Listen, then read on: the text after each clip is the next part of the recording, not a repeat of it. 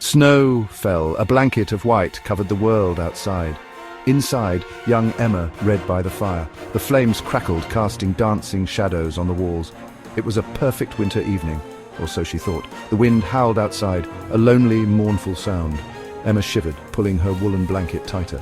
She glanced at the window. The snow was falling faster now, obscuring the view. Beyond the snowdrifts, the old oak tree swayed menacingly.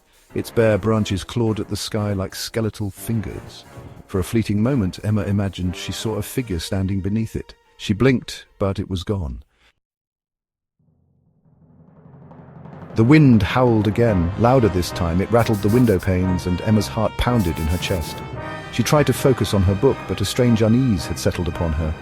A flicker of movement outside the window caught her eye. A shadow danced across the snow, swift and silent. Emma's breath hitched in her throat. She watched, her pulse quickening as the shadow moved closer. It stopped right outside her window. Emma could see the vague outline of a figure, tall and slender, shrouded in darkness. She was paralyzed with fear, unable to tear her gaze away. For what felt like an eternity, the figure stood motionless. Emma stared, her mind racing. Who could it be out there in the storm? What did they want? Suddenly, the lights flickered and died. The room was plunged into darkness, the only light coming from the dying embers in the fireplace. Emma gasped, her heart pounding in her ears.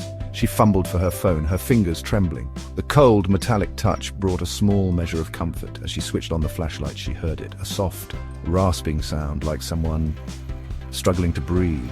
The sound seemed to be coming from the corner of the room, shrouded in darkness. Emma froze, her blood turning to ice. She shone the light into the corner, but there was nothing there. The breathing continued, slow and deliberate, sending shivers down her spine. It was close now, too close. Emma felt a cold sweat break out on her skin. Then, as suddenly as it began, the breathing stopped. Silence descended upon the room, heavy and absolute. Emma stood there for a moment, her heart still racing, her breath coming in ragged gasps. Slowly, cautiously, she moved towards the light switch and flicked it on. The room was bathed in warm light once more. Emma looked around, but there was no sign of the intruder. The window was still closed, the wind still howling outside. Had she imagined it all? The shadow, the breathing, the feeling of dread that clung to her like a shroud? She didn't know, but one thing was certain. She would never forget this night. Even as she crawled into bed, pulling the covers up to her chin, Emma couldn't shake the feeling that she was being watched. Every creak of the floorboards, every sigh of the wind sent a jolt of fear through her, and in the shadows she could almost see the outline of the figure, its eyes glowing faintly in the darkness.